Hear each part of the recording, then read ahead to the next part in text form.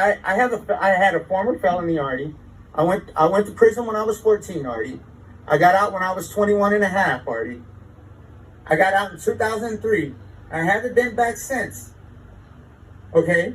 So, therefore, I just here recently went down to the state of California and filled out the ATF Brady firearm application.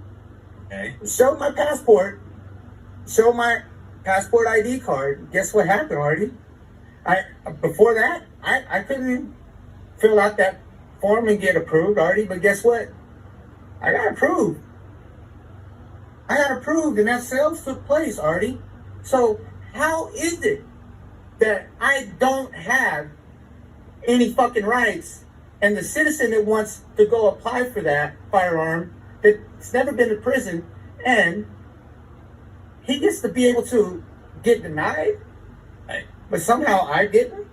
So let me see if I Red flag. Red let me see if flag. I got this straight. You just said that you were able to purchase a firearm as a felon.